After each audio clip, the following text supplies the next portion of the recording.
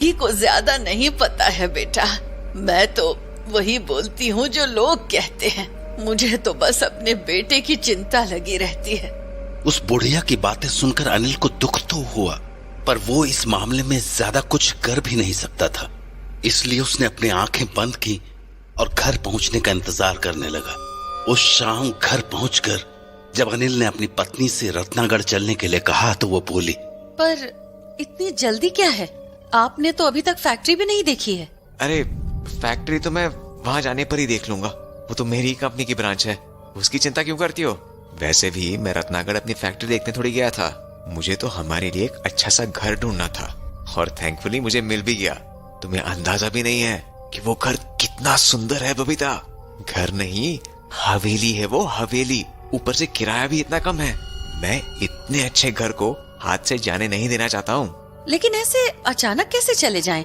इतना सामान भी तो है। अरे हमारे काम का सब कुछ है वहाँ, और अगर कुछ जरूरत पड़ी तो यहाँ से शिफ्ट करवा लेंगे। पर बबीता ज्यादा सोचो मत। ऐसे अनजान शहर में इतने अच्छे घर का मिल जाना बहुत किस्मत की बात होती है। और तो और वहाँ तुम्हारी भी बहुत ज्यादा मदद हो जाएगी। मतलब? अरे हमारे साथ रानीसा का वो आदमी भी तो रहेगा ना, महेंद्र। जब तुम्हें बेबी होगा तो घर के सारे काम वो देख लेगा, इसलिए तुम बिल्कुल रिलैक्स हो जाओ। पता नहीं अनिल, मुझे एक अजीब सी घबराहट हो रही है। मैंने रत्नागढ़ के बारे में कभी भी अच्छी बातें नहीं सुनी हैं। पता नहीं वहाँ जाना ठीक भी होगा या नहीं। अरे बबीता, तुम अब भी इन सब अफवाहों के चक्कर में पड़ी हो। जब मैं खुद वहाँ जाकर देख चुका हूँ तो फिर दिक्कत क्या है? चलो अब जल्दी से निकलते हैं, नहीं तो रात ज्यादा हो जाएगी। अच्छा, वहाँ पे जो रानीसा थी ना, उन्होंने ये सिंदूर दिया है तुम्हारे लिए, इसे लगा लेना। क्यों? लगाने की क्या जरूरत है? अरे समझो ना, रानीसा है वो, मकान मालकिन है, उनका मान रखने के लिए सिंदूर लगा ही लोगे तो तुम्हारा क्या जाएगा? लगा लो, उन्हें भी अच्छा लगेगा।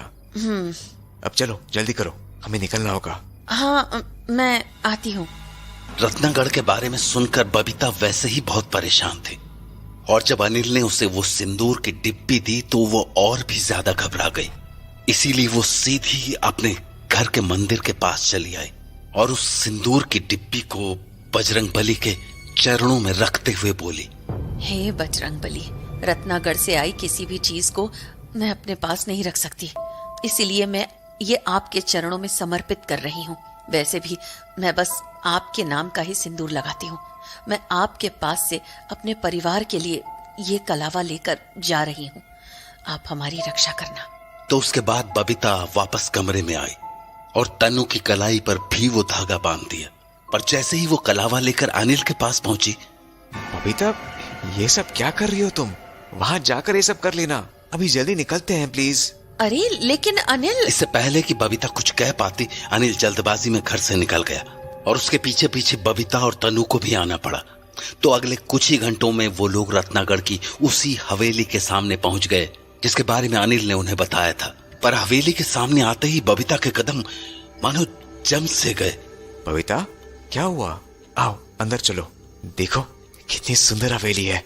रानीसा हमारा इंतजार कर रही होंगी। हाँ मम्मी, चलो ना। नहीं, मुझे कुछ अजीब लग रहा है। अजीब? क्या अजीब? पता नहीं, पर मुझे ये जगह ठीक नहीं लग रही। मुझे नहीं लगता हमें अंदर जाना चाहिए। कैसी बातें कर रही हो बबीता? अच्छी खासी हवेली है, चलो ना अंदर चलते हैं। नहीं, मैं और तनु कहीं नहीं जाएंगे।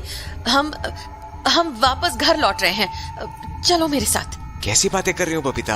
अब तो ऐसी बातें मत करो प्लीज, जल्दी से अंदर चलो वरना ठंड बढ़ जाएगी। मैंने कहा ना, मुझे सही नहीं लग रही है ये जगह। और सबसे पहले तो तुम वो कलावा बांधो। अरे बबीता तुम रानीसा। तो आप आ गए, अंदर आ जाइए और अपने परिवार को भी लेते आइए। जी रानीसा, मैं तो कब से कह रहा हूँ अंदर चलने को, ये मान ही नहीं रही है। ऐसा अक्सर ही होता है। आप भी जब पहली बार आए थे तो अंदर आने से घबरा रहे थे, पर क्या है ना, थोड़ी जोर जबरदस्ती करो तो लोग अंदर आ ही जाते हैं। और एक बार किसी ने अंदर आने का मन बना लिया तो उसे इस हवेली से लगाव हो ही जाता है। खैर, मैं आप लोगों का इंतजार करूंगी। उम्मीद है अनिल आपको हमारे पास ले ही आएंगे। खम्मा घने। उसके बाद रानी वहां से चली गई, पर उसके जाते ही अनिल की अंगूठी में एक अजीब सी रोशनी सी हुई और वो मानो पागल सा हो गया। ए, चल अंदर, हम रानी से को और इंतजार नहीं करा सकते। अनिल, ये तुम कैसी बातें कर रहे हो? बोला ना अंदर चल। पापा, आप गुस्सा क्यों हो रहे हो? सवाल करना बंद कर, अंदर चल चुपचाप। नहीं, हम कहीं नहीं जाएंगे। ठीक है, तू ऐसे नहीं मानेगी, मुझे दूसरे तरीके अपनाने होंगे। अनिल, क्या कह रहे हो तुम? तू अंदर आने से मना कर रही है ना, पर अपनी बेटी के पीछे पीछे तो तू भागी भागी आएगी। चल रे लड़की, हमें हवेली में जाना है। हाँ पापा? तनु कहीं नहीं जाएगी। ऐसे कैसे नहीं जाएगी? अभी घसीट कर ले जाऊंगा मैं से अंदर। अनिल नहीं, ये क्या बोल रहे हो? हे बजरंग बली, रक्षा करो। ए लड़की, चल।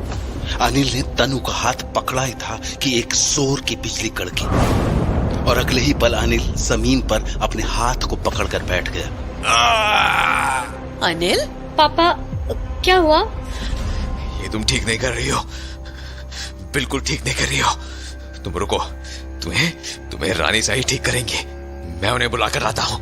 इतना कहते ही अनिल भागता हुआ हवेली के अंदर चला गया और बबीता और तनु उसे एकटक देखते रह गए। मम्मी, ये क्या हो रहा है पापा को? वो इतने गुस्से में क्यों हैं? और वो अकेले अंदर क्यों चले गए? इससे पहले कि बबीता कुछ बोल पाती, उन्हें हवेली के अंदर से अनिल की जोरों की चीखने की आवाजें आने लगी।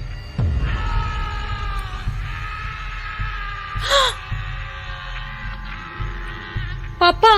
तनु बेटा, जल्दी अंदर आ। हाँ, पापा बुला रहे हैं। चलो मम्मी, लगता है पापा को चोट लगी है। नहीं बेटा, हाँ? हम अंदर नहीं जाएंगे। क्या? पर क्यों मम्मी? देखो ना, पापा को दर्द हो रहा है, वो हमें बुला रहे हैं। नहीं तनु, वो तेरे पापा नहीं है। हाँ? पापा नहीं है? मतलब? पता नहीं, पर हमें इस जगह से जल्द निकलना होगा। पर मम्मी। तो चल मेरे साथ तनु।